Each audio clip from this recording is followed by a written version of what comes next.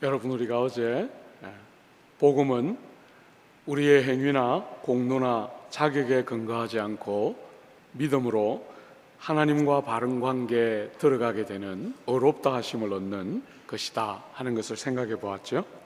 오늘은 복음은 사람 편에서, 우리들 편에서 하나님을 위해서 뭔가를 해드리기 전에 하나님께서 우리를 위하여 먼저 어떤 일을 해 주신 것이 복음의 핵심적인 메시지 중에 하나이지요. 여러분, 우리는 어머니의 모태로부터 죄를 가지고 태어났기 때문에 우린 전부 다 율법주의자들이에요. 우리는 어떤 면에서 다 공로를 가지고, 행위를 가지고 하나님을 납득시키고 설득시키려고 하는 그런 참 나쁜 존재들이죠. 사랑하는 여러분, 복음은 우리가 주님을 위하여 뭔가를 해드리기 전에 하나님이 우리를 위하여 해주신 것이 어떤 것인지를 알고, 그 하나님이 하신 일을 알므로 우리의 삶도 드리고 생명도 드리고 시간도 들여서 주를 위하여 사는 선한 일에 열심하는 친백성을 만드는 것이 복음의 아주 중요한 목적 중에 하나이지요. 우리가 하나님을 바르게 섬기려면 하나님이 우리를 위하여 하신 일이 어떤 일인지를 먼저 알고 보는 것이 필요하지요.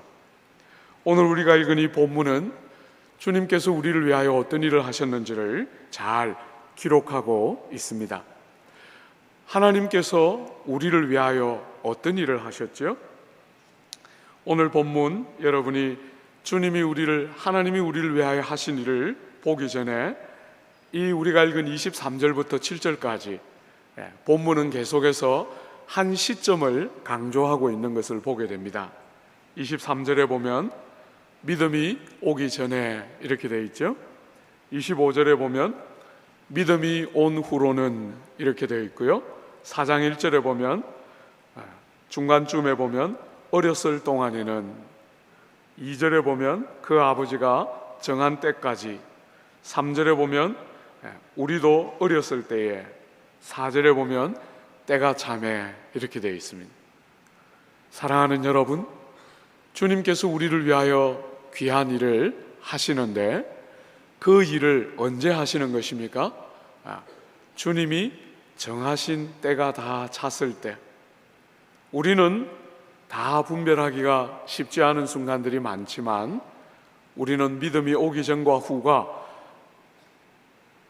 나중에야 우리가 분별하고 보는 것이지만 주님은 그 모든 일들을 하나같이 분명히 계획하시고 정해진 때를 따라 당신의 계획에 충만한 때가 다 연결어진 분명한 때에 주님은 우리를 위하여 일을 하시지요. 사랑하는 여러분, 구주 세상 오셔서 가장 먼저 하신 설교도 때가 찼고, 그죠? 때가 찼고 하나님의 나라가 가까웠다 이렇게 말씀하셨죠. 때가 찼다. 하나님이 계획하고 목적하신 그 때가 완전히 다 무르익고 찼다는 것입니다. 죄송합니다. 제가 저 밑에 가서 선풍기 바람이 제 얼굴로 너무 직접 와서 밑으로 좀 내려주시면 좋겠습니다. 아유, 교수님.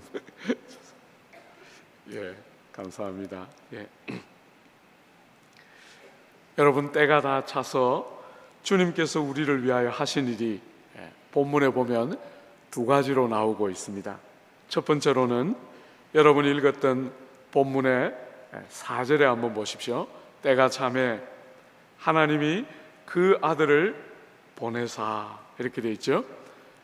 하나님께서 우리를 위하여 하신 일 첫 번째는 하나님이 그 아들을 세상에 보내신 것입니다. 여러분과 제가 몸담고 호흡하고 살아가는 바로 이 세상 속으로 아들을 보낸 것이지요. 여러분과 저의 경험과 똑같은 경험의 세계 안으로 하나님이 그 아들을 보내어 주신 것, 이것이 첫 번째이고요. 두 번째는 6절 한번 보십시오. 6절에 너희가 아들이므로 하나님이 그 아들의 영을 우리 마음 가운데 보내사. 하나님이 아들을 보내셨을 뿐 아니라, 아들을 이 세상에 보내셨을 뿐 아니라 아들의 영을 성령 하나님을 우리의 마음 가운데 보내어 주셨다. 이렇게 두 가지 일이 오늘 본문에 나와 있지요. 우리가 이 두 가지 일을 좀 집중적으로 생각해 보려고 합니다. 먼저 하나님이 그 아들을 세상에 보내셨다, 이렇게 돼 있죠. 사랑하는 여러분, 하나님은 당신의 일꾼들 가운데 가장 훌륭하고 신뢰할 만한 한 일꾼을 보내신 것이 아닙니다. 천사들 가운데 6개의 날개를 가지고 신속하게 날아서 당신의 일을 지시하는 일이라면 조금 더 거절하거나 조금 더 자신의 뜻을 첨가하는 법이 없이 신속하게 순종하고 시행하는 천사들 가운데 가장 훌륭한 천사 하나를 보내신 것이 아닙니다. 아들을 보내었죠. 성경은 그 아들은 하나밖에 없는 아들이어서 다른 무엇으로도 대체할 수 없는 아들을 보내셨다, 이렇게 말씀하십니다. 사실은 여러분이 잘 알고 있는 익숙한 말씀이지만 아들을 보내심으로 하나님은 우리에게 선명하게 말씀하시는 것이죠. 아들과 함께 모든 것을 다 주신 것이지요. 아들과 함께 어떤 면에서 하나님은 자신을 아들과 함께 주시고 계시는 것이죠. 땅에서 우리의 유익을 위해서, 우리의 참된 유익과 복락을 위해서 필요한 것이면 아무것도 아끼지 않겠다고 아들을 보내시면서 함께 말씀하시고 있는 것이죠. 여러분, 제가 20대, 30대를 지날 때 제가 이런 설교 참 못했습니다. 제 마음속에 하나님이 어떤 사람들에게는 참 귀한 복을 주시고 하나님의 어떤 사람에게는 좀 덜 복을 주신다, 늘 그렇게 생각하고 하나님을 섬겼기 때문에 하나님이 아들을 주셨다 해도 별로 그렇게 감동이 깊지가 않았어요. 삶을 살아가면서 하나님이 얼마나 선하고 하나님이 얼마나 공평하시고 하나님이 얼마나 사람의 외모를 취하지 않는가 하는 것이 갈수록 더 선명하게 와닿고, 깨달아가면 깨달아갈수록 이런 이야기를 조금 더 이제는 주저없이 담대하게 단호하게 확신 가운데 여러분들에게 할 수 있게 되었어요. 주 안에 사랑하는 여러분, 하나님은 여러분 가운데 어쩌면 저처럼 어떤 특정한 사람들에게는 더 많은 복을 주시고 어떤 특정한 사람들에게는 덜 복을 주실 것 같이 생각하는 그런 생각을 혹 여러분 가운데 하고 있는 사람이 있을지라도 아들과 함께 모든 것을 주셨지요. 아무것도 여러분과 저에게 진짜 유익하다면 하나님은 아무것도 주저하지 않고 다 주실 것이에요.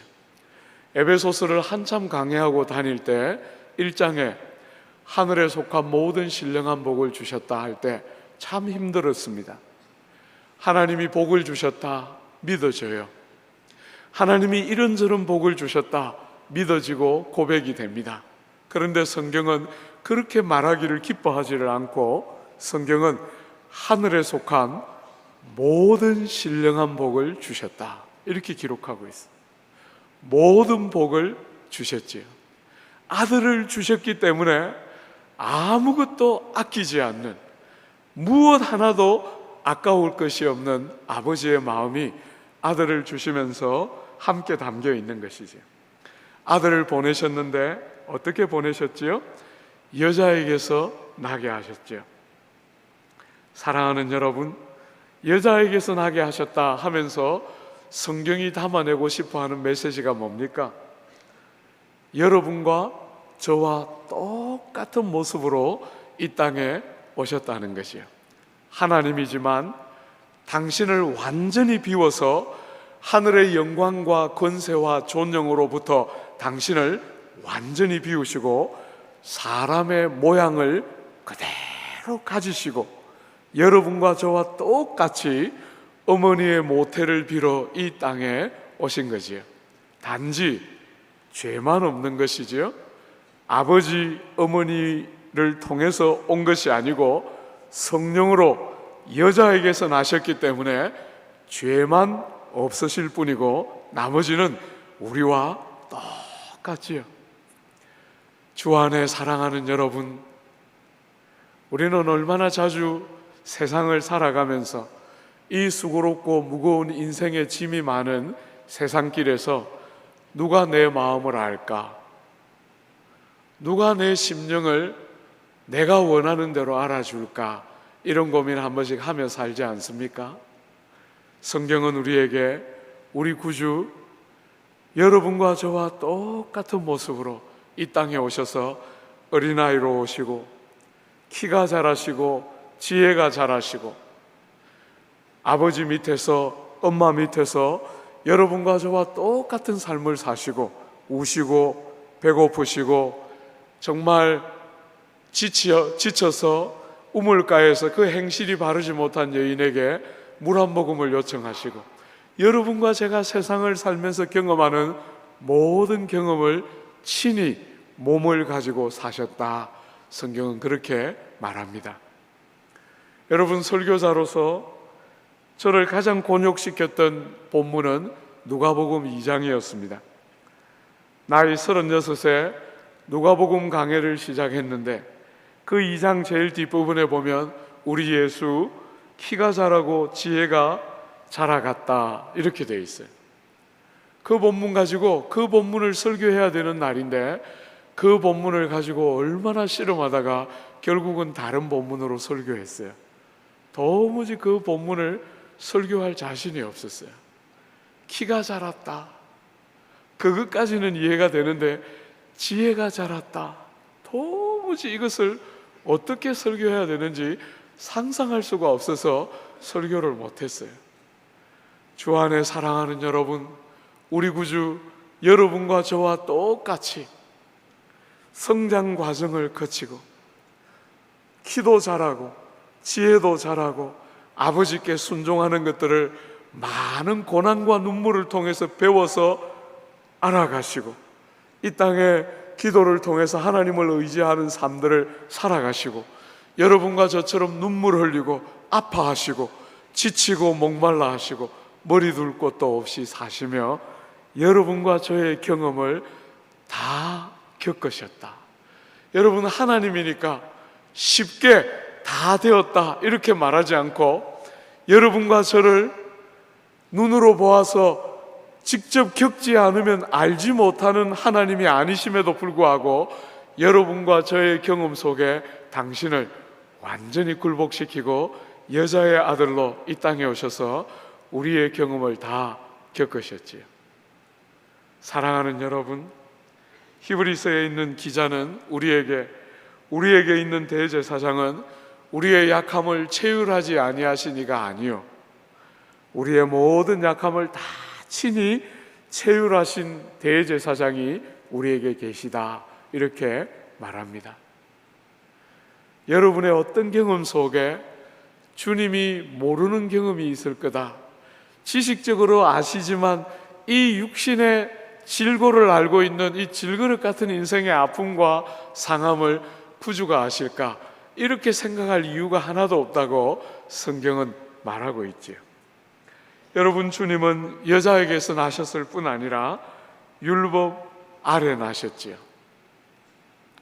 여러분, 우리 예수님 율법의 창시자 아니십니까? 그죠? 율법을 우리에게 주신 분이신데도 주님은 율법 아래 나셨습니다. 유대인으로 난지 8일 만에 할례를 받으시고 공생애를 시작하시기 전에 주님은 세례 요한에게 세례를 받으십니다. 여러분이 신약 성경이 그렇게 힘주어 말하는 것처럼 주님은 죄가 없으신 분이시죠. 그죠? 여러분과 저와 똑같은 분이신데도 죄가 없으신 분이에요. 그런데도 주님은 세례 요한에게 죄를 기억나게 하는, 죄를 생각나게 하는 그 세례를 주고 있는 요한에게 가서 세례를 받으세요. 요한이 세례를 받으러 온 주님을 보고 말립니다. 내가 주께 세례를 받아야 할 터인데 주님이 나에게 세례를 받으러 왔습니까? 하고 말리자 주님 뭐라고 말씀하십니까? 이제 허락하라. 우리가 이와 같이 하여 모든 일을 이루는 것이 합당하니라. 율법 아래 오셔서 마치 율법을 범한 사람이신 것처럼 여러분과 저를 대신하여 세례를, 죄를 기억나게 하는 세례를 받으시고 율법 아래 당신을 굴복시켜서 율법의 모든 요구를 1.1획도 땅에 떨어지는 법이 없이 율법의 모든 요구를 다 친히 당신의 삶으로 순종하고 이루어내시지요. 율법에 하나도 무슨 요구할 조건이나 항목이 남아있지 않도록 율법을 다 성취하고 이루심으로 마태복음 5장에 수많은 사람들이 주님을 향하여 조롱하고 비난하기를 율법을 무시하고 율법을 폐하는 자처럼 여겼던 그 주님을 향해서, 그렇게 조롱하고 있는 세상을 향해서 주님 뭐라고 말씀하셨죠?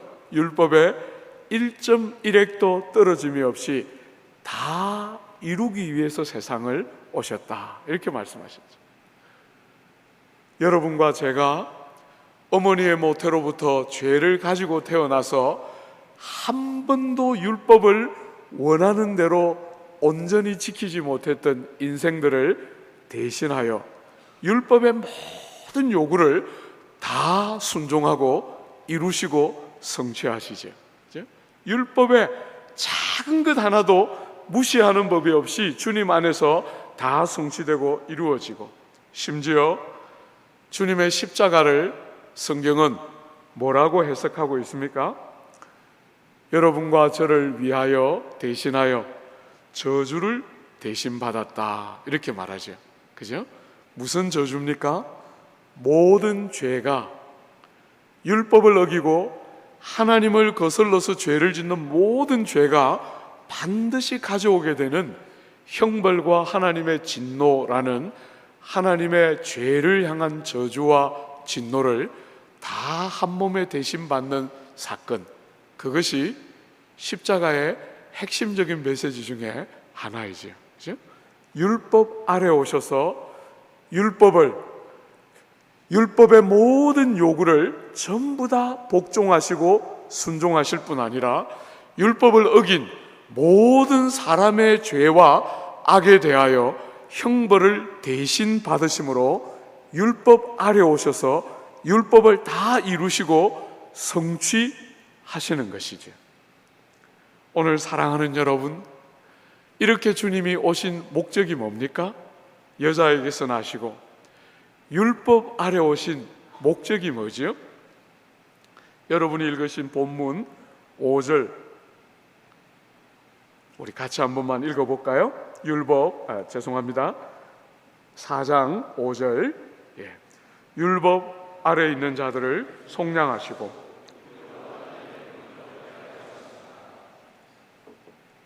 사랑하는 여러분, 목적이 두 가지입니다. 하나님이 아들을 보내시되 여자에게서 나게 하시고 율법 아래 나게 하신 목적은 두 가지입니다. 그죠? 첫 번째 무엇입니까? 속량이다. 그죠? 속량. 두 번째는 뭐죠? 아들의 명분을 얻는 것인데, 이것을 우리가 줄여서 입양이라고 부를 수 있을 거예요. 그죠? 속량과 입양, 두 가지를 위해서 하나님의 아들을 세상에 보내셨다, 이렇게 말합니다. 여러분, 속량이라는 말은 복음서 안에, 이 신약 성경 안에 구주의 대속의 은혜를 가르치는 가장 핵심적인 단어 중에 하나입니다. 속량. 여러분, 이 속량이라는 말은 아주 중요한 한 강조점을 가지고 있는데, 그것은 값을 지불하다 하는 뜻이에요. 값을. 주 안에 사랑하는 여러분, 하나님께서 아들을 여자에게서 우리와 똑같은 몸으로 나게 하시고 율법 아래 나게 하신 목적이 뭐라고요? 값을 지불하기 위해서. 어떤 값입니까? 여러분과 저의 모든 죄의 값을 지불하기 위해서 하나님의 아들을 이와 같은 모습으로 보내었다. 성경은 그렇게 말합니다. 주 안에 사랑하는 여러분, 저는 사역을 하면서 복음을 가르치고 예수를 가르치고 성경을 가르치면서 조국 교회를 몸담고 있는 얼마나 많은 성도들이 주님의 이 완전한 갑지불을 전혀 누리지 못하고 있는지를 자주 많이 보게 됩니다. 우리의 몸속에 남아있는 이 죄된 부패성, 우리가 오후에 좀 집중적으로 보게 됩니다마는 몸속에 남아있는 이 죄된 부패성은 끝없이 기어와 끝없이 우리로 하여금 율법을 준수함으로 하나님을 납득시키려고 하는 나쁜 종교적인 왜곡된 본성을 우리 속에 남겨놓았어요. 그래서 사람들은 끝없이 예수를 믿는다고 말하면서도 주님이 우리를 위하여 얼마나 완전한 값을 조금도 남겨놓지 않고 완전한 값을 치루어서 비록 우리 편에서는 아무 공로도 행한 것도 일한 것도 자격도 조건도 구비한 것이 없지만 예수의 완전한 갑지불에 근거해서 하나님 앞에 우리가 조금의 저주나 정죄나 거절이나 외면이나 조금의 그와 같은 어떤 두려움도 없이 하나님 앞에 주의 완전한 갑지불을 붙들고 담력을 가지고 설 수 있다는 사실을 너무나 많은 성도들이 못 누리고 사는 것을 저는 보게 돼요. 주 안에 사랑하는 여러분, 구주가 여러분과 저와 똑같은 모습으로 오셔서 율법의 모든 요구 아래 굴복하시고 율법이든 우리의 양심이든 그 어떤 것도 우리를 정죄하거나 다시는 우리를 하나님 앞으로 들어갈 때 막아서 세울 만한 어떤 장애물도 없이 우리에게 완전한 값이 지불되어서 모든 부패와 우리의 모든 무자격함에도 불구하고 주의 생명사계 안에서 구주의 그 완전한 값지불 안에서 조금도 주님이 우리를 거절하거나 외면할 것을 두려워함이 없이 담력을 가지고 하나님 앞에 설 수 있게 되었다는 사실을 여러분 알고 누리고 맛보고 삽니까?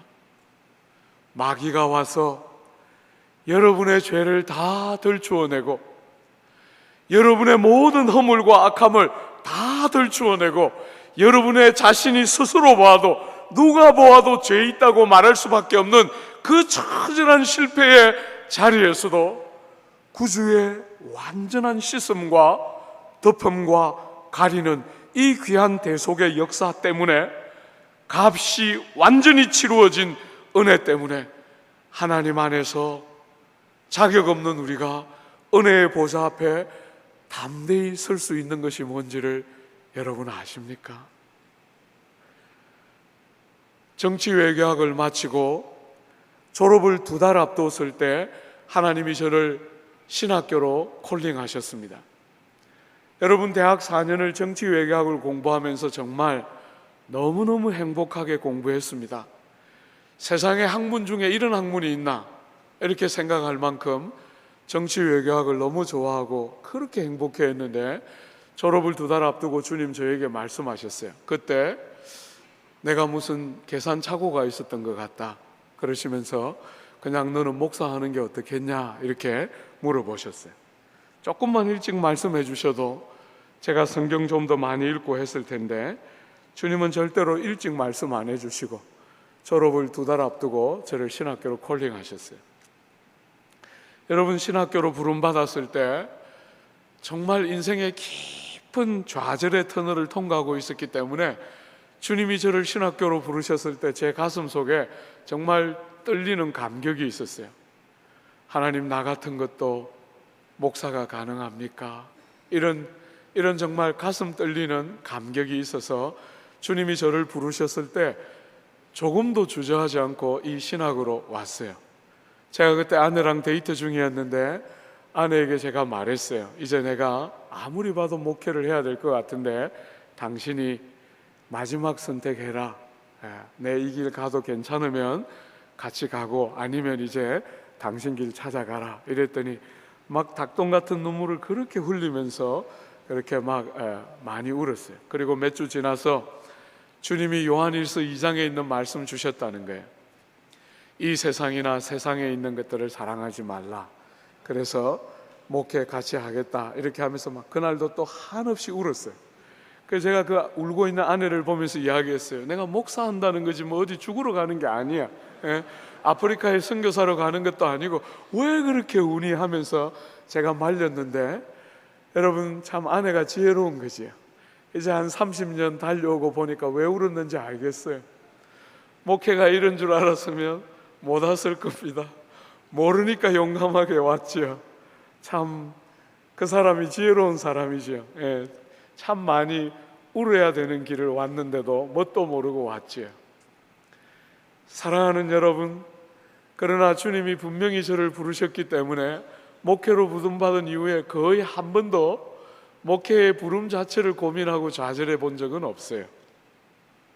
그런데도 나이 36세 영국에 유학 가서 제 생애 최고의 좌절과 고통, 정말 어려운 영적인 질고의 시간들을 보내었습니다.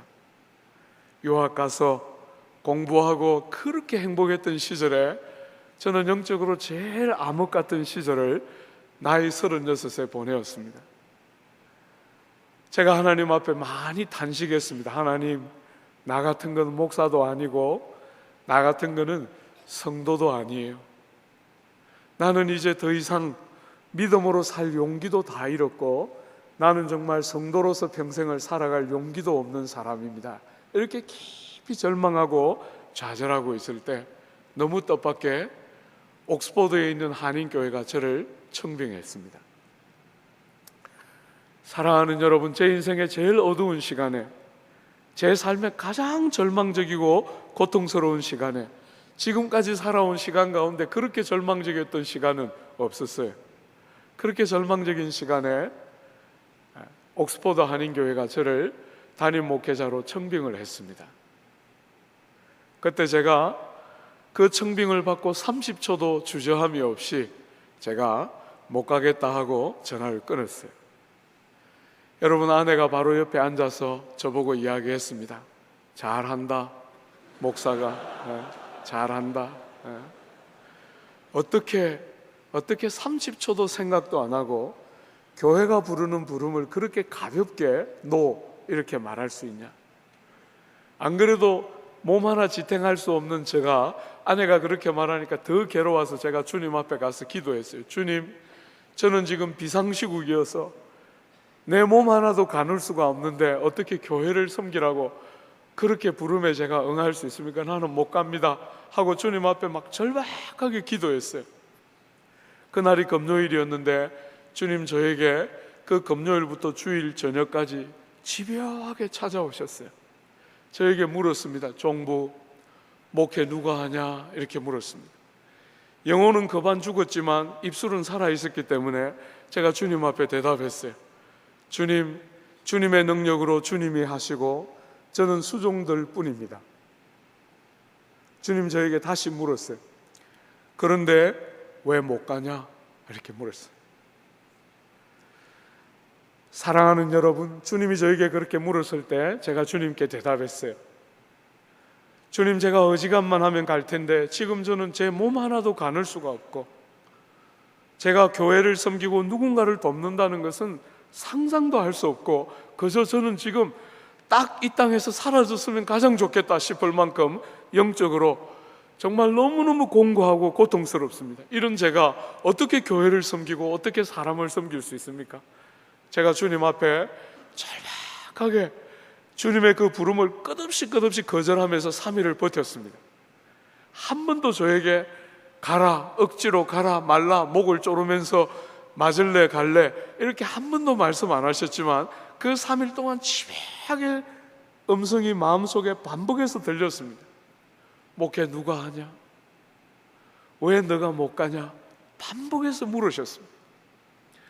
주 안에 사랑하는 여러분, 주일날 밤에 마침내 두 손 두 발 다 들고 주님이 진짜 원하시면, 정말 그렇게까지 주님이 원하시는 거라면 제가 그 교회 진짜 한번 가보도록 해보겠습니다 하고 제가 옥스퍼드 한인교회 전화 다시 했어요. 아직도 담임 목사 구하고 있습니까? 하고 금요일날 그 청빙을 거절하고 이틀 만에 전화했더니 저에게 전화한 그분이 한번 그러면 와 보시든지요 이러면서 시큰둥하게 전화 받았어요.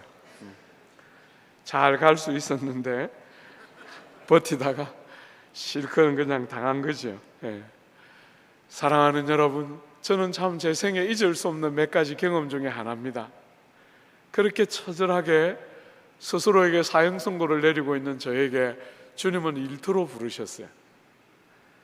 옥스퍼드 한인교회를 가서 목회를 시작했는데 담임 목회라고는 평생 처음입니다. 담임 목회를 시작했는데 얼마나 두렵고 얼마나 자신 없고 그 총명하고 똑똑한 사람들을 섬기는 일이 얼마나 자신이 없고 두려운지 마음이 그렇게 힘이 들었어요. 그래서 그 어렵고 힘들 때 어려운 사람들이 한둘 나오면 제가 주님 앞에 쫓아가서 울면서 막 기도했어요. 봐요, 나 안 된다 그랬잖아요. 나 못 온다 그랬잖아요. 나는 못 한다 그랬잖아요. 주님 앞에 그렇게 많이 울고 절박하게 매달렸어요.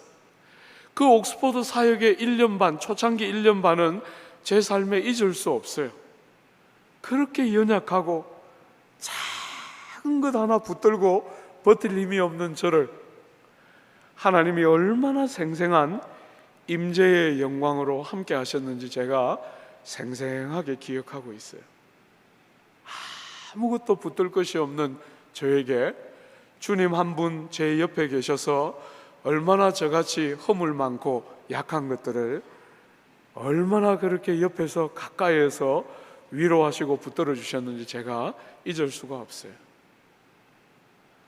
주 안에 사랑하는 여러분, 하나님은 건강한 사람을 위하여 아들을 보낸 것이 아닙니다.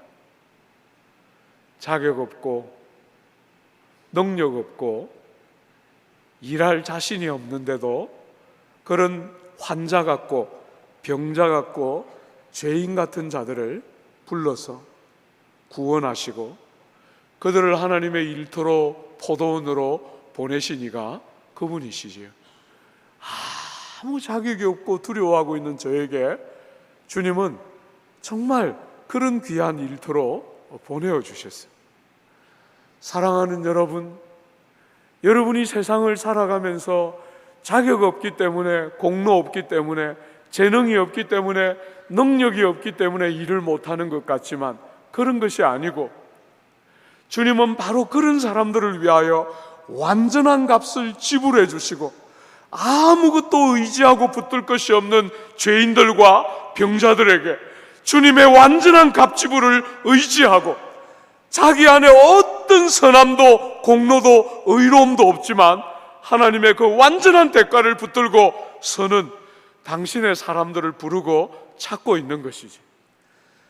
옥스퍼드에서 정말 그렇게 근근히 목회하다가 뜻밖의 한국에 있는 한 교회로부터 청빙을 받아서 들어왔습니다. 사랑하는 여러분, 제가 부임해왔던 그 교회는 제가 생각할 때 한국에서 제일 설교를 잘하시는 분 중에 한 분이 개척을 하신 분이에요. 그 교회를 개척해서 10년을 섬기고 그분이 대구를 목회하러 내려가신 그 뒤를 이어서 제가 그 교회를 이어오게 되었는데 설교를 이렇게 하는데 성도들이 아무도 저에게 말은 안 하지만 눈빛으로 늘 말해요. 우리는 설교가 은혜가 안 돼요. 목사님 설교는 어려워서 못 알아듣겠어요. 이런 메시지를 눈으로 자꾸 보낼 때마다 너무 많이 절망됐어요. 하나님, 여러분 제 신학교 동기 중에 제가 존경하고 사랑하는 김남준 목사님, 제 신학교 동기예요. 지난 20년 넘는 세월 동안 함께 한 달에 한 번씩 꼭 모여서 스터디도 같이 하고 같이 평생을 같이 지내왔어요. 그분은 교회를 개척해서 새벽기도, 수요 예배, 주일 예배 전부 자기가 다 해요. 부흥회 자기가 다 해. 외부 집회 그렇게 다니면서 자기가 설교 다 하고 책 그렇게 쓰면서도 설교 다 해요. 그래서 제가 그 영국에 있다가 그 교회 부임해 와가지고 그 조그마한 교회에서 설교하면서 성도들이 그런 반응 보이자 제 특유의 이 열등감이 작동하면서 주님 앞에 기도했어요. 주여, 제가 그 사역했던 그 교회 담임 목사님 그분 이름 덜 먹이면서 그리고 또 우리 김남준 목사님 이름 덜 먹이면서 제가 기도했어요. 그분들은 설교도 그렇게 잘하고, 저는 이게 뭡니까? 제주라고는 구르는 제주밖에 없고 생전에 이게 뭡니까? 주님 앞에 막 많이 울었어요. 하도 우니까 주님이 저에게 말씀하셨어요. 너는 그 사람들처럼 설교 잘할래? 아니면 평생 그렇게 내 앞에서 징징대며 살래? 이렇게 물었어요. 여러분, 제 특기는 욕심이 많다는 거예요. 주님 앞에 제가 기도했어요. 주님, 둘 다 주세요. 설교도 잘하고 평생 주님께 딱 붙어서 징징대면서 주님 없으면 못 사는 사람처럼 그렇게 좀 평생 살도록 둘 다 줘요. 그렇게 기도했더니 주님 저보고 하나만 해라, 그렇게 말씀하셨어요. 여러분, 제가 그때 한번 주님 앞에 다짐할 기회가 있었어요. 주님, 둘 중에 하나밖에 할 수 없는 거라면 설교 잘하는 사람들 이미 조국 땅에 많이 주셨으니까 저는 평생 주님 옆에 징징대면서 주님 없으면 못 사는 사람처럼, 주님이 주시는 힘이 아니면 설 수 없는 사람처럼 평생 주님 앞에 징징대면서 살도록 그렇게 하겠습니다 하고 딱 한번 결심하고 나니까 설교에 대한 열등감들이 많이 극복될 수 있는 기회가 한번 있었어요. 주 안에 사랑하는 여러분, 조국 사회와 교회는 재능이 많은 사람을 자꾸 높입니다. 우리 사회는 상위 3%만 행복하도록 되어 있는 사회입니다. 여러분, 상위 3%도 전혀 행복하지 않다는 것을 옥스퍼드에서 목회하면서 수도 없이 봐왔습니다. 그런데도 많은 사람들이 재능이 있고 탁월하고 뭔가 능력이 있는 어떤 사람을 다 부러워하고 하나님이 우리에게 주신 각자의 아름다운 여러 많은 한계와 약함에도 불구하고 하나님이 구주 안에서 우리를 어떻게 보는지를 너무나 못 누리면서 많은 사람들이 남들처럼 재능이 있는, 능력이 있는, 도드라진 어떤 남들이 보기에 설득될 만한 탁월한 어떤 부분들을 갖춘 사람이 다 되기를 원하는 그런 조국 교회의 보편적인 성향을 따라서 교회조차도 너무나 많은 사람들이 신앙생활을 그렇게 합니다. 아무 자격 없는 우리가 주님의 완전한 대속의 은혜 때문에, 값을 완전히 치루어 주신 주님의 공로 때문에 우리같이 아무 자격 없는 자들이 하나님 앞에 손색 없는, 아무것도 이룬 것이 없지만, 아무것도 가진 것이 없지만 주님의 완전한 값지불 때문에 하나님의 은혜의 보좌에 아무 외면될 것과 거절될 것에 대한 이룬 것이 없기 때문에 하나님이 우리를 가치롭지 못하다고 말할 것에 대한 조금의 주저함이나 두려움도 없이 담력을 가지고 예수의 완전한 값지불 때문에 주님 앞에 들어가서 하나님의 은혜의 보좌를 마음껏 누리는 영광이 모든 진실한 성도들에게 있다는 사실을 얼마나 많은 조국 교회 성도들이 못 누리는지를 저는 목회를 하면서 수도 없이 보게 돼요. 상위 3%만 하나님의 복을 받는 사람인 것처럼 나머지 97%, 심지어 하위 3%는 하나님께 버림받은 것처럼 생각하는 이 어리석은 세대에 구주의 완전한 값지불 하심이 우리를 우리되게 하는, 우리같이 자격 없는 자들을 하나님 앞에 세우기에 하등의 문제가 없는, 정말 어디를 보아도 부끄럽고 죄송할 뿐이지만 무엇 하나 주님 앞에 내세울 것이 없는 것이 우리의 실존이지만, 그럼에도 불구하고 구주의 완전한 값지불 하심 때문에 그 은혜의 보좌에 무시로 드나드는 자유와 영광이 뭔지를 아십니까? 우리의 누더기 같은 의가 아니라 우리가 하는 작은 이런저런 누더기 같은 수에 칠 가치도 없는 그런 것들이 아니라 주님의 완전한 값지불이 우리로 하여금 주님의 은혜의 보좌 앞에 얼마나 담력을 가지고 세우는 것이 뭔지를 여러분 아십니까? 사도 바울의 평생에 그가 누군가와 자기를 비교하는 3번의 본문이 신약 성경 안에 나옵니다.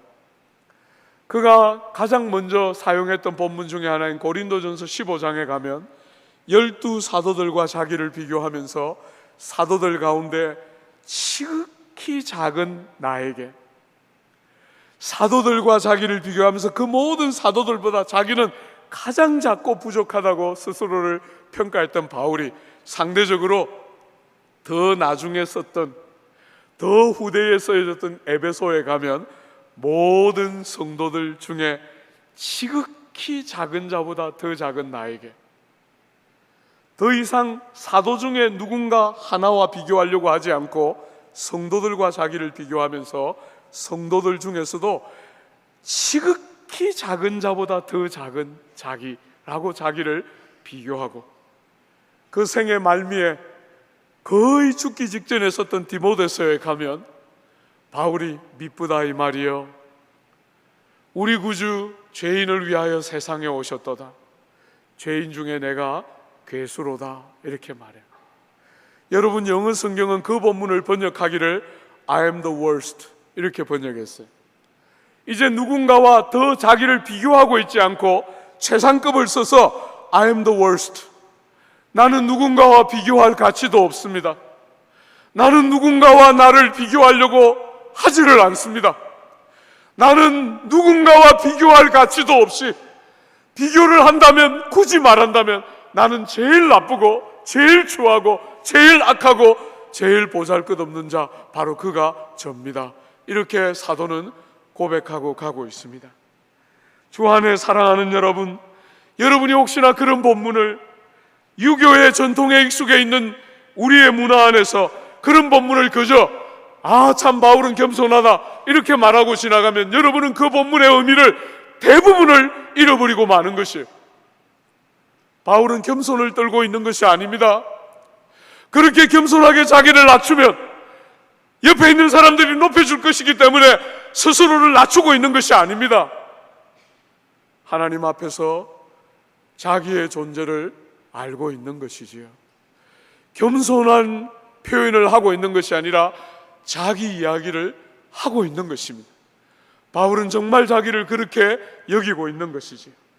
죄인과 자격 없는 자를 위한 완전한 값을 지불하시는 그 구주의 완전한 대속의 은혜 앞에 세월이 흐르면 흐를수록 너무나 감사한, 아무짝에도 쓸모없는 나 같은 것을 위한 구주의 완전한 값 지불에 그 영광스러운 은혜에 빗대어 볼 때 자기는 가면 갈수록 무가치할 뿐이라는 사실을 보고 고백할 뿐인 것이, 그게 성도의 영성의 핵심인 것입니다. 사랑하는 여러분, 저는 이 조국 땅에서 몸을 담아서 목회를 하면서 저는 수천 명, 수만 명 되는 교회를 목회하고 싶은 목사가 아니에요. 그는 용기 형님이 다 했기 때문에, 저는 죽었다 깨어나도 그 형님 흉내를 낼 수 없다고 생각하기 때문에 그런 것으로 승부하고 싶지 않아요. 저는 훌륭한 목회자로서 후배들의 존경을 받고 사랑을 받는 그런 목회자 하고 싶지 않아요. 한음이 형님과 정길이 형님이 다 했기 때문에 저는 그분들을 능가할 자신이 없어요. 저는 그런 거 안 하고 싶어요. 사랑하는 여러분, 저는 꿈이 있습니다. 목사로서 꿈이 있습니다. 여러분과 제가 몸담고 있는 이 교단과 개혁주의의 최고의 꽃과 영광 중에 하나는 성화입니다. 성화. 세월이 갈수록 주님을 닮은 아름다움들이 드러나는, 주님을 담아내고 주님을 반영해내는 그런 목사로 이 인생을 한번 살아보고 싶은 기대와 소망이 있어요. 지금은 정말 보잘것없지만 세월이 가고 가면 갈수록 인간의 모든 욕심과 열심은 다 사라지고 주님의 그 아름다움만 좀 몸에 남기를, 이 죽을 몸, 이 깨뜨려져서 땅에 썩어서 다 사라질 이 몸에 주님의 영광과 아름다움이 좀 묻어 나타나기를 우리가 고백하고, 우리가 그렇게 간증하고 신뢰하고 따라가는 이 개혁주의의 꽃과 같은, 켈빈의 교훈의 가장 꽃과 같은 영광스러운 그 성화의 아름다움이 몸에 좀 묻어나고, 나이가 50이 넘고 60이 넘고 70이 넘으면 가장 최고의 영광스러운 아름다움을 좀 담아낼 수 있는 그런 사람으로 세상 살다가 갔으면 더할 바람이 없겠어요. 얼마나 많은 사람들 속에 세상과 비슷한 너무나 많은 야망들이 보이는 이 조국 땅에 총회를 봐도 어디를 봐도 기쁨이 이렇게 잦아지고 너무나 줄어들고 있는 이 시대에 여러분, 스코틀랜드에 가서 장로교 종교계 역사를 공부하면서 선배들 중에 몇 분이 노예를 마치고 돌아오면서 글을 써놨습니다. 그 노예에 충만했던 하나님의 성령의 임재와 그 노예 모였던 그 총대들의 그 아름다운 영성들을 보면서 그렇게 감격스러워하면서 기록을 남겨놓은 것 보고 얼마나 울었는지 몰라요. 왜 우리는 이런 노예, 이런 총회를 가지고 주님의 복음이 가지고 있는 그 아름다움을 담아내고 세월이 더해가면 더해져 갈수록 사도 바울처럼 더 깨뜨려지고 더 낮아지고 아무것도 우리 안에는 의로움이나 자랑할 거리가 없고 구주의 완전한 갑지불에 이 영광스러운 복음의 아름다움이 얼굴에, 삶에, 인격에, 말에, 행실에 묻어나는 그 아름다움이 드러나야 이게 진짜 개혁주의인데, 신학은 그렇게 표방하면서 정말 아름다운 사람을 만나기가 이렇게 어려운 것이 오늘 우리가 몸담고 있는 이 시대의 아픔 중에 하나예요. 제가 이 남서울교회로 옮겨오기 전에 이전에 있던 교회에서 노회장을 했습니다. 여러분, 그 노회에서 노회장을 하는데 노회를 줄기차게 가서 임원들을 만나고 많은 사람들을 만나고 50이 넘고 60이 넘고 은퇴를 앞두고 있는 많은 어른들을 만나면서 마음이 참 아픈 부분이 한 번씩 있었어요. 고개를 숙여서 존경하고 사랑스러운 주의 이 귀한 복음과 은혜를 알아서 세월이 그만큼 흘러가고 나면 그 속에 생명의 부요와 아름다움, 그 말할 수 없는 그 존귀함들, 그 생명이 주는 촉촉한 따뜻함들을 가진 사람들을 보기가 얼마나 어려운지, 다 말라 비틀어진 나무 토막처럼 맛이나 아름다움이나 생기라고는 찾아보기가 쉽지 않은 그런 팍팍함들이 얼마나 많이 느껴지는지 마음이 그렇게 아프고 상합니다. 우리가 믿는 이 신앙 고백의 아름다움과 우리의 고백의 핵심들은 다 어디로 가고, 세월이 더해져 가면 더해져 갈수록 더 아름답고 더 성숙했던 바울의 이 아름다운 영성은 다 어디로 가고, 자기 자랑과 자기 주장과 자기 신뢰와 끝없는 이 땅에 있는 잠시밖에 사용할 수 없는 것들에 더 마음을 빼앗기고 작은 돈 몇 푼의 마음을 빼앗기는 수많은 사람들을 우리가 주변에서 보아야 하는 것이, 이게 복음의 아름다움 맞습니까? 사랑하는 여러분, 저는 출발이 먼 곳에 있다고 보지 않습니다. 여러분 자신을 한번 보십시오. 은혜의 보좌이신 주님의 그 기도의 골방과 예배의 자리를 갈 때 여러분을 세우는 제목이 뭡니까? 지난 한 주간 동안 성경도 좀 읽고 기도도 좀 한 여러분의 경건 생활을 붙들고 들어갑니까? 아니면 정말 다 부패하고 악하기 짝이 없는 우리를 우리 되게 하시는 구주의 완전한 갑지불하심, 우리의 수많은 허물과 악함에도 불구하고 구주의 완전한 덮으시고 가리신 그 보혈과 찢으신 몸의 영화로움들이 여러분과 저 되게 하는 핵심과 중추 맞습니까? 오늘 많은 조국교회에서 예배의 부흥을 부르짖고 있지만 예배의 부흥의 핵심이 뭡니까? 찢어지고 상한 심령을 가지고 주를 부르는 일이 일어나야 할 텐데, 찢어지고 상한 심령은 무엇으로부터 시작하는 것입니까?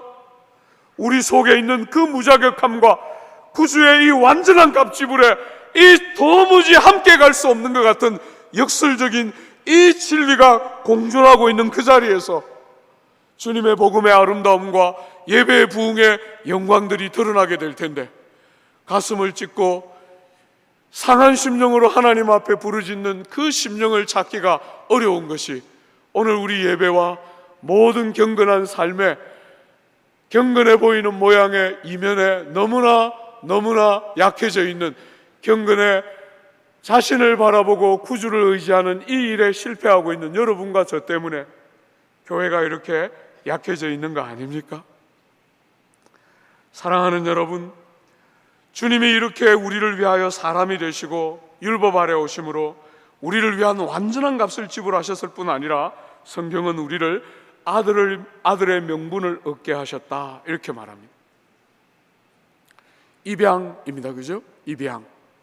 사랑하는 여러분, 당시의 입양자들은 조국 사회가 느끼는 입양자와 다르게 입양이 되는 순간부터 그 아버지의 모든 존귀와 영광과 신분과 부와 명예를 다 상속하게 됩니다. 노예 시장에 팔려 나와서 조금 전까지 그가 평생을 금투사로 짐승과 싸우다가 죽음에 넘겨지게 될지, 돈 많은 부잣집에 팔려가서 평생 종살이 하면서 서럽게 살다가 인생을 망치게 될지 모르지만, 그 아버지의 집에 양자로 입양되는 순간부터 그 이전의 신분과 지위가 어떠했든지 아무 관계없이 아버지의 모든 신분과 지위와 종기와 명성과 부를 상속하는 게 입양자들의 당시의 신분이었습니다. 사랑하는 여러분, 여러분과 저는 아무 자격도 공로도 없지만 예수 우리 구주의 그 아름다운 하늘의 모든 부귀와 명예를 뒤로 하시고 낮고 천한 땅에 여러분과 저를 대신하여 오셔서 고난 보시고 십자가 대신 지심으로 우리에게 아들의 명분을 얻게 하시고 우리의 모든 죄와 허물을 덮고 가리실 뿐 아니라 존귀와 명예와 부귀를 우리에게 다 더하셨다. 성경은 그렇게 말합니다.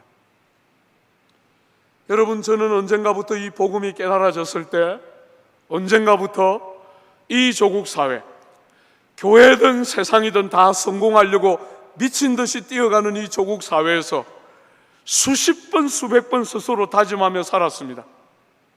절대로 성공하지 않아야지, 절대로 빨리 가지 않아야지, 돌아가고 안 되는 길로 가고 남들이 찾지 않는 길로 가고 주님의 마음이 있는 길에 딱 머물러서 세상이 뭐라 하든지 간에 주님의 마음이 있는 그곳에 딱 머물러서 세상이 뭐라 하든지 간에 예수 믿고 주님 안 다음에 유명한 목사, 훌륭한 목사, 큰 교회 하는 목사 이런 거 말고 주님 한 분 때문에 모든 것을 가진 자보다 더 많은 것을 가졌다는 사실을 누리고 아는 그런 목사 하는 게 꿈이었어요. 저는 이제 더 이상 이런 설교도 할 자격이 없어진 사람입니다만은, 사랑하는 여러분, 주님을 만나고 복음을 제대로 깨닫고 나서부터 어느 순간부터 눈에 들어왔습니다. 세상 사람들이 좋다는 거 없어도 되고, 세상 사람들이 뭐라고 평가하든지 아무 관계없이 주님 한 분 믿고 얻었으니 이제 더 이상 땅에서는 더 이룰 거, 더 얻을 것이 없다 하는 확신이 몰려왔습니다. 아무것도 이제 나를 위해서는 더 하고 싶은 일이 없어요. 물론 때때로 또 나를 자랑하고 나를 높이고 내 중심으로 돌아오는 저를 수도 없이 지금도 보며 살지만, 제정신만 들면 절대로 나를 위해서 살고 싶지 않아요. 주님과 이웃들에게 유익이 될 수만 있으면 내 삶을 마음대로 낭비하고 사용하고 허비하고 살아야 되겠다. 이웃들에게 유익하기만 하면 그게 무엇이든지 간에 남들을 유익하게 하도록 더 이상 내 인생을 가치롭게 하는 일 멈추고 주님 나에게 주신 그 부요와 존귀와 명예와 그 영광과 아름다움으로 충분하고 이제 내가 작은 거 하나 더 할 수 없다 하는 것이 너무 선명해졌어요. 사랑하는 여러분, 목회로 부름받은 사랑하는 여러분, 여러분의 마음은 어디에 있습니까? 좋은 차를 타는 데 있습니까? 위대하고 훌륭한 어떤 목회자들처럼 그런 사람으로 평가받는 것에 여러분의 마음이 가 있습니까? 저는 조국교회가 그것 때문에 망한다고 생각합니다. 조국교회가 망하고 능력을 잃어가는 이유는 절대로 다른 데 있는 것이 아니라 주님을 믿고 나서 주님의 이름으로 야망을 추구하고 있기 때문에, 나는 동기도 순수하고 나는 정말 주를 위해서 그런 것들을 추구한다 이렇게 말하면서 똑같이 세상과 똑같은 것들을 원하기 때문에 결국은 교회가 약해지고 망해가는 것입니다. 사랑하는 여러분, 주님이 고난 보신 이 땅에서, 주님이 사람에게 버림받고 주님이 조롱당하고 주님이 고난 보시고 십자가 지신 이 땅에서 높아지고 인정받고 사람들에게 널리 알려지고 사람들이 존경하는 것이 무슨 가치가 있습니까? 주님이 영광을 받으시고 주님이 종기를 옷 입고 오실 그날에 우리도 정말 주와 함께 영광을 옷 입고 종기를 옷 입게 된다면 그것은 말할 수 없는 종기고 영광이겠지만, 주님을 십자가에 못 박은 이 세상에서 사람들이 보편적으로 인정하고 높여준다는 게 무슨 가치가 있습니까? 구주 우리를 부르실 때 아무것도 우리에게 요구하지 않으셨어요. 학벌이 좋아야 한다, 능력이 특별해야 된다, 설교를 잘해야 된다, 성품이 훌륭해야 된다, 어떤 조건 자격 우리에게 요구하지 않으시고 하나만 딱 말씀하셨어요. 누구든지 나를 따라오려거든 자기를 부인하고 자기의 십자가를 지고 나를 따라오라, 이렇게 말씀하셨어요. 사랑하는 여러분, 목회와 사람을 돕는 일은 너무나 영광스러운 일이지만 눈물 없이는 절대로 못 지나가는 길이에요. 저는 제가 이런 길인 줄 알았으면 못 왔을 것입니다. 목회의 본질이 이와 같은 것인 줄 알았으면 저는 이 길 못 왔을 거예요. 선택하라 그랬으면 못했을 것입니다. 사랑하는 여러분, 얼마나 많이 울어야 하는지 모릅니다. 유명해지고 성공하려고 하면 이 길은 여러분 갈 수 없는 길을 잘못 들어온 거예요. 사랑하는 여러분, 주님이 우리를 부르신 길은 살도록, 성공하도록, 형통하도록 부른 것이 아닙니다. 죽도록, 다 살아남으려고 하는 이 세상에 그들을 위해서 죽도록, 다 높아지려고 하는 이 땅에 낮아지고 종이 되도록 주님이 부르신 거예요. 남들이 다 자기를 위해서 먼저 훌륭하고 먼저 유명하고 먼저 탁월한 사람이 되고 그 다음에 남을 도우려고 하는 이 세상에 그들을 그렇게 훌륭하게 삼고 그들을 그렇게 위대한 사람이 되도록 하기 위해서 여러분과 제가 죽도록 부름을 받고 있는 것이에요. 사랑하는 여러분, 옥스퍼드에서 목회를 하면서 수많은 마음을 아프게 하고 심령을 무너지게 하는 사람들을 만났을 때 비로소 그때 제가 목회의 본질을 보았습니다. 여전히 성공되는 목회, 설교하고 사람들 신망하고 잘 돕자, 사람들이 뒤집어지고 변화되고 교회가 수백 명이 되고 수천 명이 되는 그런 목회를 꿈꾸고 있는 저에게 거기에 참 좋은 선생님들 몇 분 계셨어요. 목회의 본질이 뭔지를 가르쳐 줬던 너무나 귀한 선생님들 몇 분이 있었습니다. 주님이 주시는 힘이 아니면 도무지 사랑할 수 없는 사람들, 수도 없이 정죄하고 판단하고 내치고 싶었던 사람들, 끝없이 그들은 성도가 아닐 거라고 여기고 마음을 닫고 싶어하는 수많은 성도들을 만나면서 주님의 마음이 뭔지 조금씩 알아가게 되고, 이 땅에서 목회를 성공한다는 것이 그렇게 중요하지 않다는 것을 눈으로 피부로 경험하기 시작했어요. 그분들을 포기하지 않고 붙들고 가고 그분들을 아끼고 사랑하고 그분들을 보호하려면 끝없이 내가 죽지 않으면 그분들을 보호하고 사랑할 수 없다는 것을 끝없이 보면서 이 길을 달려왔습니다. 주 안에 사랑하는 여러분, 그리스도 안에 있는 주님이 우리에게 주신 아들의 명분과 그 안에 있는 종기와 영광이 뭔지 아십니까? 땅에서 차로, 집으로, 교회로, 사람들의 평판으로, 책으로, 유명해짐으로 여러분들이 그 안에 뭔가를 더해야 한다면 여러분은 보나마나 실패입니다. 가지 마십시오. 여러분은 가보나마나 실패의 길을 가게 될 것입니다. 오늘 조국 교회가 힘을 잃는 것은 절대로 다른 것 때문에 힘을 잃는 것이 아니에요. 세상과 똑같은 방식으로 세상을 섬기려고 하기 때문에 교회는 망하는 길로 들어가고 있는 것입니다.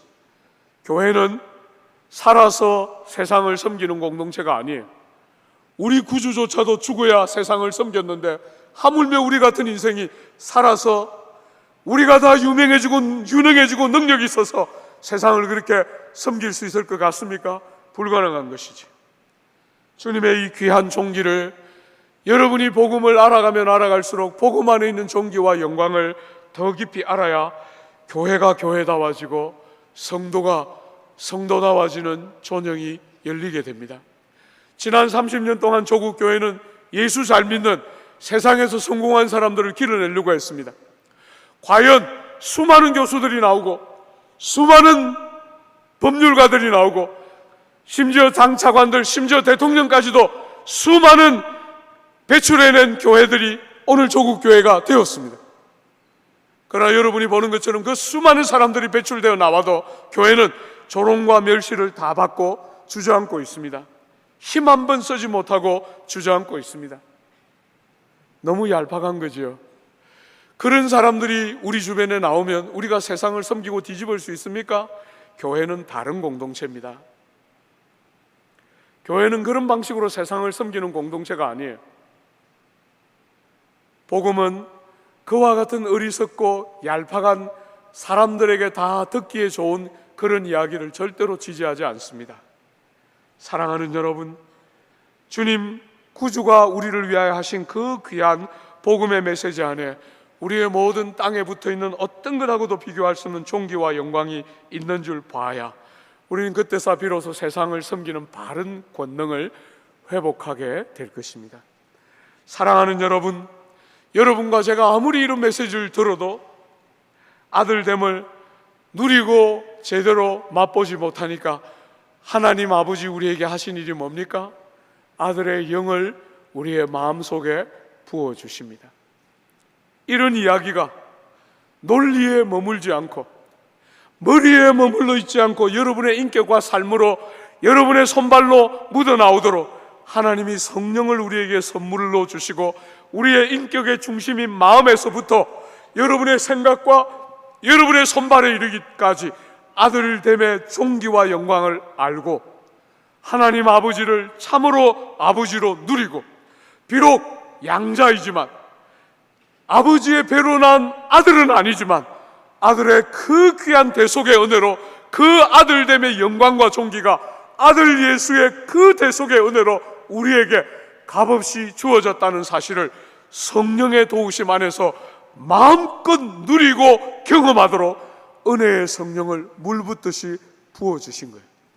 주 안에 사랑하는 여러분, 성령님이 오셔서 하시는 가장 중요한 일 중에 하나는 이 아들됨을 누리고 말씀의 약속을 보증으로 아직 우리에게 다 주어진 것은 아니지만 작은 일부에 불과하지만 그 말씀의 약속을 마치 전부 중에 일부에 불과하지만 눈으로 보는 것처럼 손으로 만지는 것처럼 누리고 경험하도록 성령을 선물로 주신 것이지.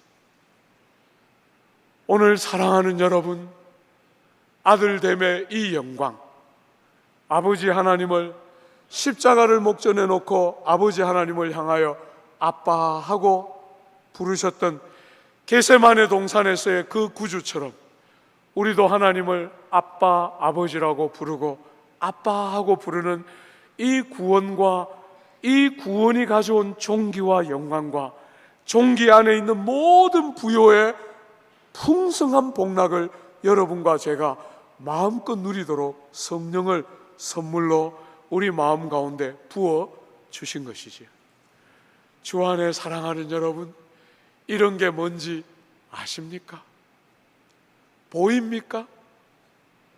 여러분이 전하고 나눠야 되는 메시지인 이 주님의 성령이 오셔서 우리 속에 눈에 보이지 않고 손에 만져지지 않지만 눈으로 보는 것처럼 손으로 만지는 것처럼 영으로 성령의 도우심을 따라 영으로 하늘의 모든 신령한 것과 복된 것에 전부가 아닌 일부에 불과하지만 보증을 얻어서 증거를 가진 사람처럼 하나님을 믿고 따르는 존영과 영광이 뭔지 아십니까? 사람이 당장 눈에 보기에 변화되지 않아도, 수가 당장 늘지 않아도, 사람들이 여러분과 저를 인정해 주지 않아도 주님 앞에 서서 성령이 주시는 그 부요와 존영을 알기 때문에 여러분이 서 있는 자리에서 요동함이 없이 신실하게 하나님의 위로와 은혜를 붙들고 여러분의 길을 끝까지 달려가는 그 신실함이 뭔지 아십니까? 남들이 원하는 이렇게 하면 잘 된다 하더라, 저렇게 하면 형통한다 하더라, 이렇게 말하는 것이 아니라 진짜 본질에 딱 붙들려서 주님 앞에 서서 충성스럽게 그 길을 지키고 달려가는 게 뭔지 알아야 여러분을 통해서 우리는 새로운 시대를 기대하고 보게 되겠지요. 사랑하는 여러분, 시간이 많이 갔지만 하나만 너무 중요한 주제가 있기 때문에 급하게 한번 보려고 합니다. 여러분이 읽었던 26절을 한번 보십시오. 3장 26절에 보면 너희가 다 믿음으로 말미암아 그리스도 예수 안에서 하나님의 아들이 되었으니, 28절에 보면 한번 같이 읽어볼까요? 너희는 유대인이나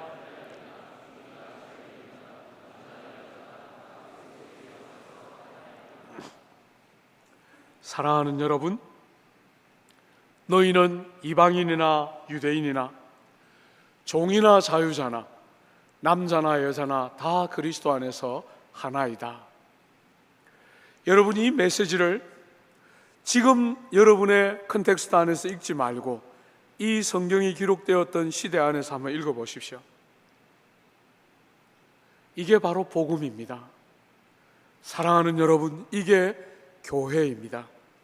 이게 성도들이 모이는 모임의 영광과 세상과 다른 질서와 구조입니다. 여러분, 오늘 우리 사회는 너무나 영성이 얄팍해져 가고 있습니다.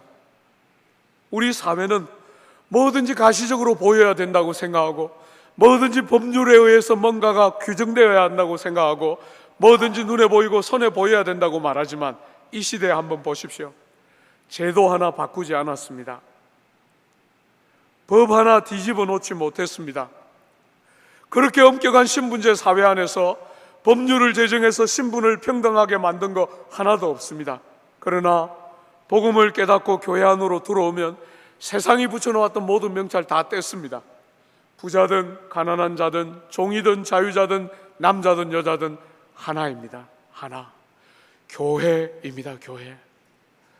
다 온갖 제목으로 사람을 나누고 있는 이 땅에 장벽과 끝없는 나눔과 분쟁과 시기와 질투와 다툼이 끝없는 이 세상에 제도로 법으로 뭔가를 묶어내려고 하는 이 세상 속에 그런 거 하나 없는데도 복음을 깨닫고 진리가 그 영혼 속에 들어오고 성령이 그 마음 속에 임하자 사람들이 변화를 경험하면서 뭐합니까? 그 모든 세상이 만들어 놓은 장벽과 모든 담벼락들을 다 허물고 하나가 됩니다. 하나. 교회의 영광이 뭡니까?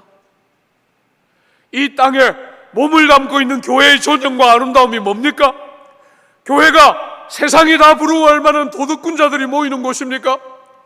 사회적으로 교양을 가지고 있고 신분과 지위가 적절한 사람들이 모이는 곳입니까?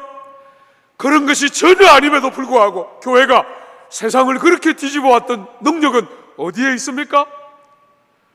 모든 복음을 아는 진실한 사람들 속에 교회가 만들어지는데 그 교회는 뭡니까?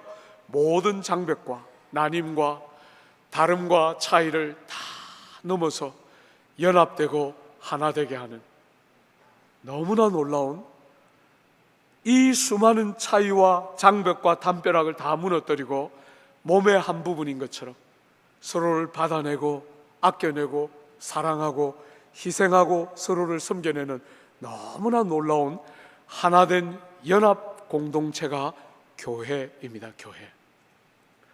여러분, 종이었던 남자와 여자가 결혼을 해서 아이를 낳으면 그들은 너무나 비참했을 것입니다. 왜?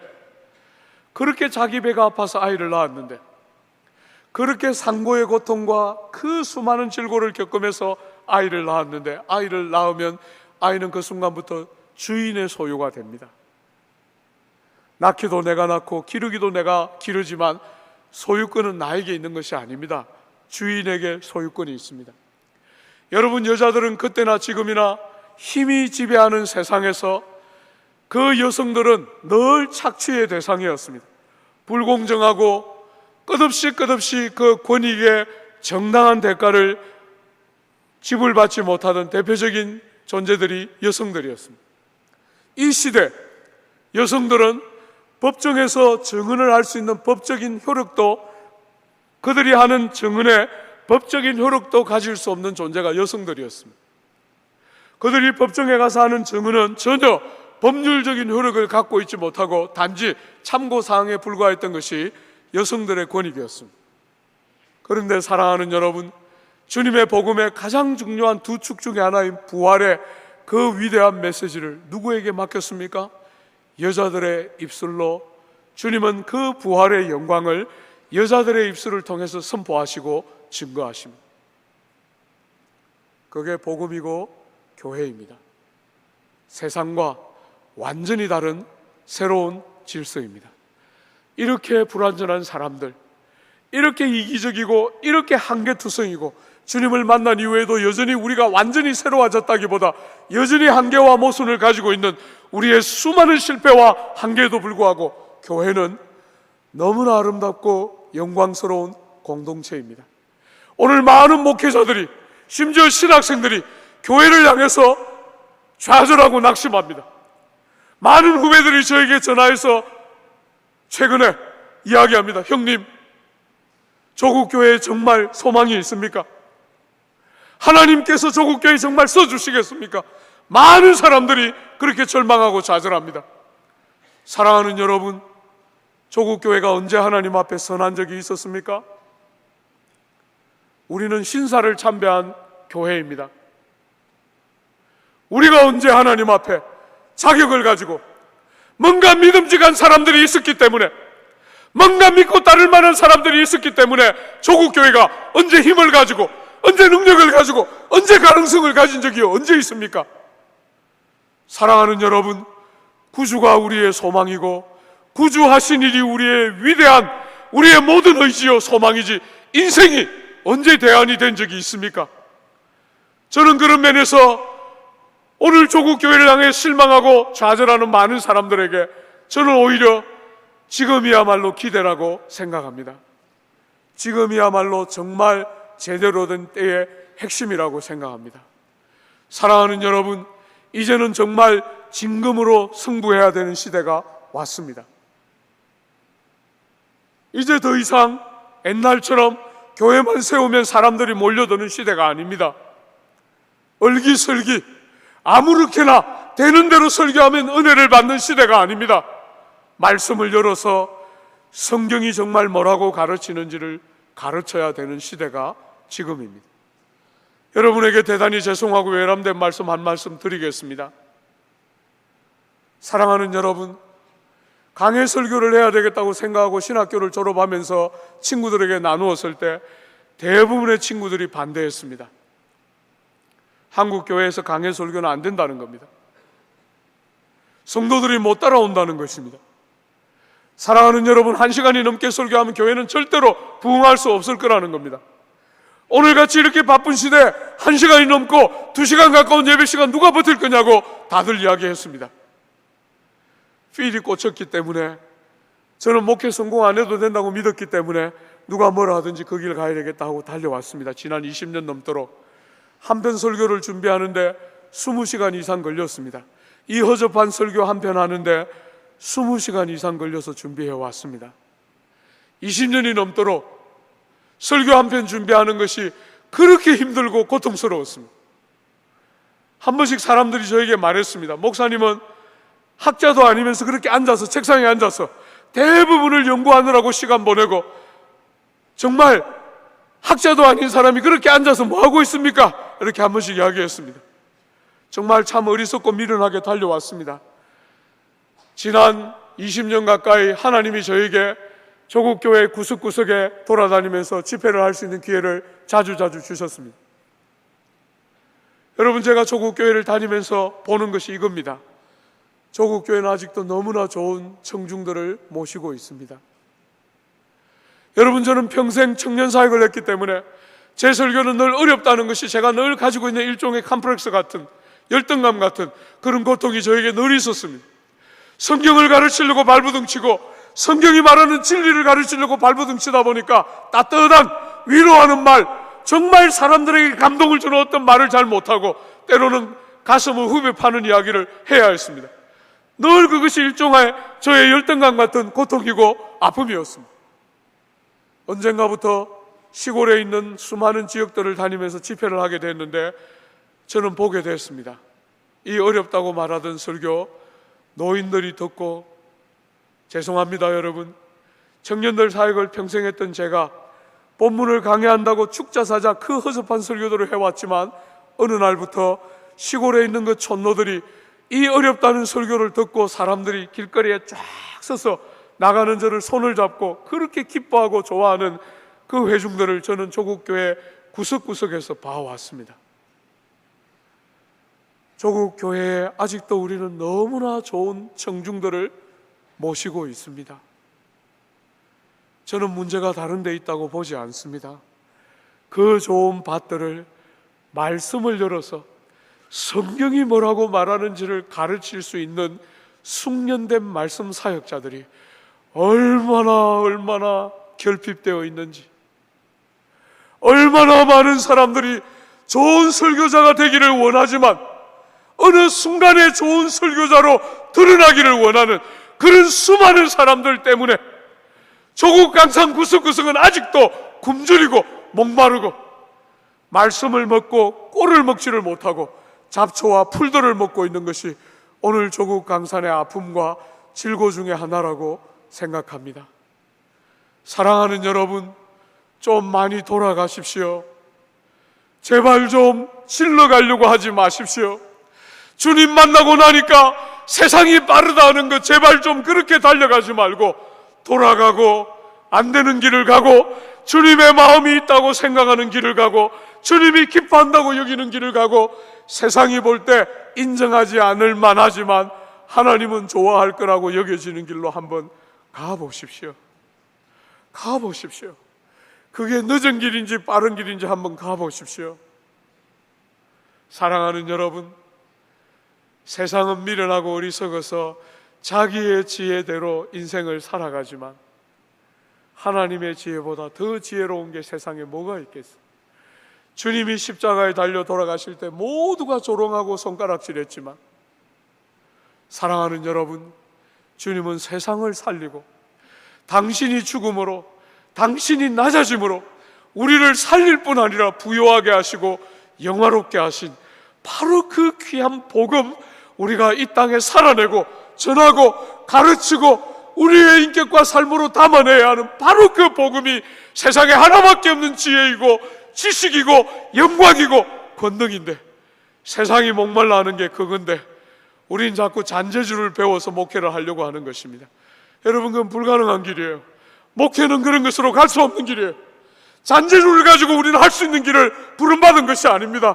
여러분의 존재와 됨됨이와 여러분의 말과 생각과 여러분의 인격과 삶이 다 그 말씀 앞에 다루어지지 않으면 우리는 절대로 갈 수 없는 길로 부름받고 있는 거예요. 짧은 시간에 갈 수 있는 길이 아니에요. 돌아가는 것 같지만 제발 좀 신학교 다닐 때 제발 좀 많이 공부하고 책 많이 보고 하나님 앞에 좀 많이 울고, 사랑하는 여러분, 여러분들이 신학생으로 함께 모여서 서로 자신의 삶을 아낌없이 떼서 여러분 옆에 있는 지체들을 영화롭게 하고 가치롭게 하고 복되게 하고, 경쟁자가 아니라 교회처럼 한 몸처럼 아무것도 아까워하지 않고 옆에 있는 사람 다 나누어주고. 여러분, 창세기 4장에 3장에 죄가 들어온 다음에 창세기 4장에 가면 가인이 아벨을 쳐 죽입니다. 아벨을 쳐 죽인 그 가인을 주님은 찾아오셔서 말씀하십니다. 가인아, 아벨이 어디 있느냐 물으십니다. 여러분, 가인이 그때라도 주님 앞에, 주님, 제가 아벨을 시기하는 마음으로 쳐서 죽였습니다 했으면 얼마나 좋겠어요. 그런 가인에게 하나님이 그렇게 묻고 기회를 주심에도 불구하고 가인이 대답합니다. 내가 내 아우를 지키는 자니까. 피부친데도 시기와 질투를 가지고 쳐서 죽여놓고 주님이 그렇게 찾아오셔서 기회를 주고 또 기다리고 계신데도 내가 아벨이라는 이름도 말로 부르지 못하고 내가 내 아우를 지키는 자니까. 이렇게 반문하고 지나가는 세상에 여러분과 저는 성도로서, 교회로서 어떻게 하도록 부름을 받고 있습니까? 피 한 방울 섞이지 않았는데 남자고 여자고 자유자고 종이고 유대인이고 헬라인이고 이렇게 많은 다름과 차이들을 가지고 있는데 그 모든 장벽과 다름과 편벽과 편견과 우월과 판단과 정죄를 다 뛰어넘어서, 사랑하는 여러분, 주님, 저는 아벨을 지키는 자입니다. 피 한 방울 섞이지 않았지만 피가 섞인 형제도 쳐서 죽이고 핑계대고 책임지려고 하지 않는 이 세상 속에 피 한 방울 섞였지 않았지만 주님이 우리를 자녀로 삼아주시고 한 몸이라 말씀하셨기 때문에 피 한 방울 섞이지 않은 이웃들을 몸의 한 부분인 것처럼 바라보면서 주님, 저는 저를 지키는 자입니다.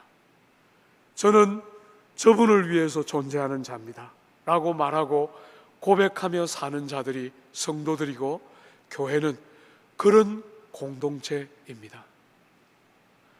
교회와 교회가 경쟁하고 성도와 성도가 서로 라이벌 의식을 가지고 그런 엉터리 같은 신학이 성경이 가르치지 않는 그런 교회가 아니라 세상의 사고와 가치관에 찌들어 있는 교회가 아니라 성경이 지배하고 성경이 가르치는 그 바른 교회, 그런 교회를 여러분들이 보고 알고 할 수 있어야 우리는 이 세대에 정말 시대의 부름을 감당하는 신실한 목회자들로 드러나게 될 것입니다.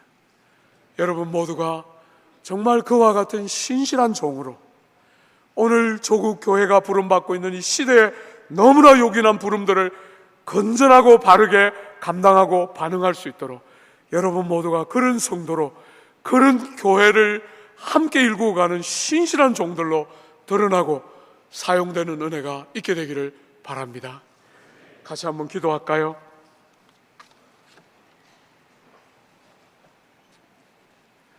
사랑하는 여러분, 누군가에게 피 한 방울 섞이지 않았지만 누군가에게 여러분의 땀과 수고의 전부인 재물을 마음껏 흘려보내 보신 적이 있습니까? 나도 가난한데, 나도 다음 학기 등록을 염려해야 될 상황인데 나에게 있는 작은 돈을 누군가에게 흘려보내 보신 적이 있습니까? 저는 그것이 교회라고 믿는 사람이에요. 사랑하는 여러분, 여러분들은 여러분 옆에 있는 사람들에게 시간과 에너지와 재능을 사용해서 그들을 가치롭게 하고 그들을 복되게 하고 그들을 영화롭게 하기 위해서 여러분의 인생은 사용되어도 되고 낭비되어도 되고 여러분은 이미 예수 믿고 나니까 더 이상 더할 것이 없는 인생이기 때문에 여러분의 인생을 사용해서 남들을 존귀케 하고 복되게 하면 된다는 사실을 알고 있습니까? 주를 영화롭게 하고 주님을 위해서 살 수만 있다면 무엇도 아낌없이 드리며 사는 것이 진짜 인생의 참된 영광이고 존영인 줄 여러분 보신 적 있습니까?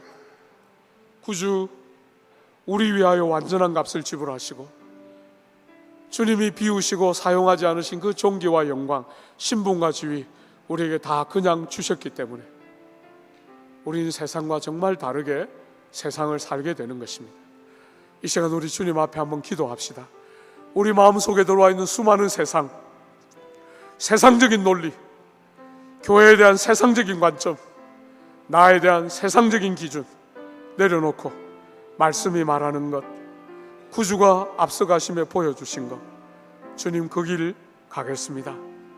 부족한 저희들 사용해 주시고 이 우리 교단 덩치를 자랑하지만 세계에서 제일 큰 신학교지만 덩치를 자랑하지만 경건의 능력도 제대로 한 번 없이 주저앉고 있는 이 조국 교회와 사회, 하나님 우리를 불쌍히 여겨주시고 회복시켜 주시고 사용해 주십시오. 저희가 여기 있습니다. 우리에게서부터 우리가 문제입니다. 하나님 우리를 새롭게 하여 주십시오. 우리 시간 같이 한번 기도하겠습니다.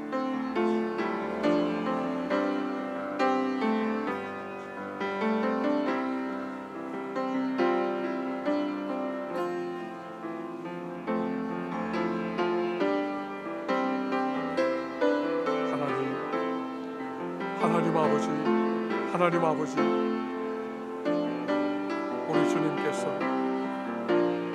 우리 주님께서 우리에게 허락하신 이 귀한 부름, 하나님 아버지, 이 영광스러운 부르심들을 주님의 은혜 안에서 신실하고 참되게 감당해낼 수 있도록 이 귀한 종들을 빚어주시옵소서. 아버지 하나님, 아버지 하나님, 아버지 하나님, 아버지 하나님, 그저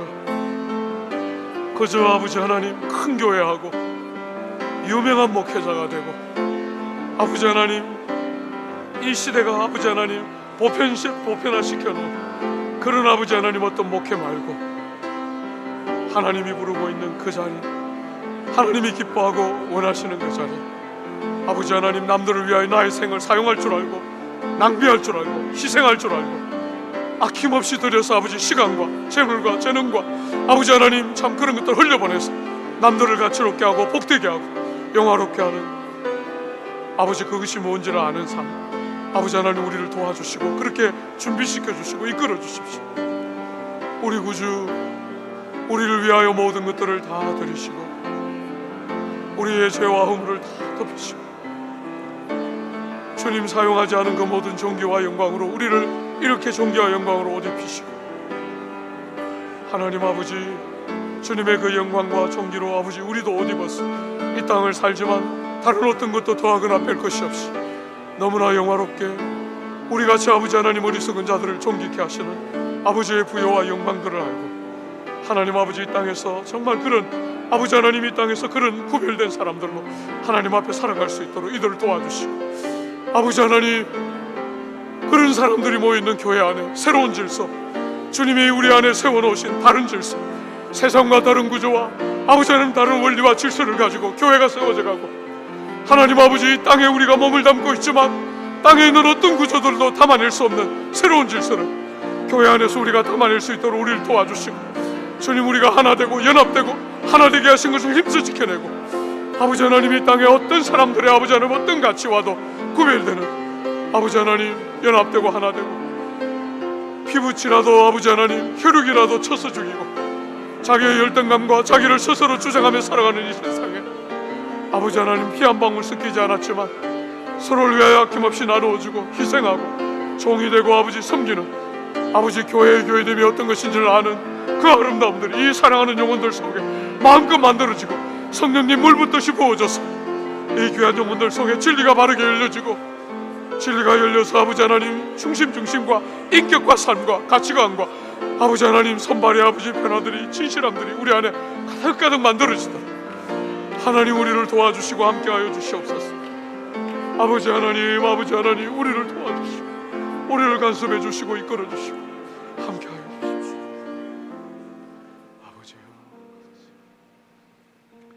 주님, 하늘의 영광을 뒤로 하시고 낮고 천한 땅에 우리의 몸과 똑같은 몸을 가지고 우리가 살아가는 모든 삶의 경험 아래 당신을 굴복하시고 율법 아래 당신을 복종시키심으로 우리같이 자격 없는 자들을 완전한 값을 지불한 자처럼 어렵다 여겨주시고 우리를 하나님 아버지 자녀 삼으시고 하늘의 모든 신령한 것과 온갖 존귀와 영광과 아름다움으로 옷 입혀주신 주의 은혜와 영광을 감사드리고 감사드립니다.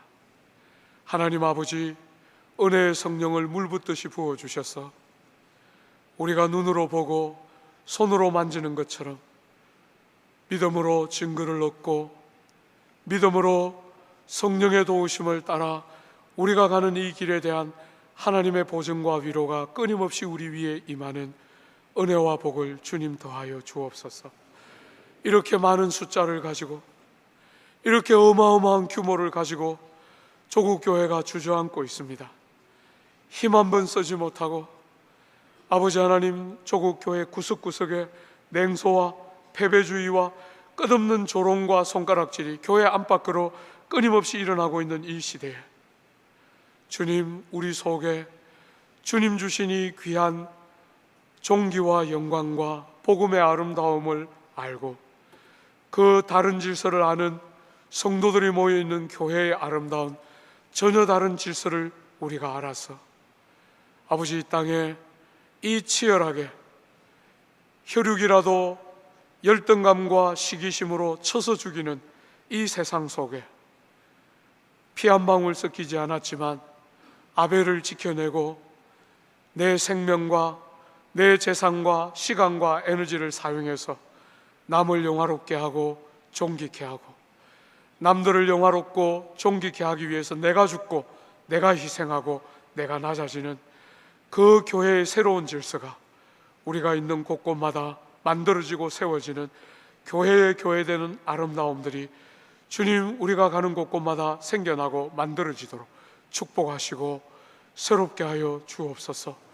주님, 저희가 여기 있습니다.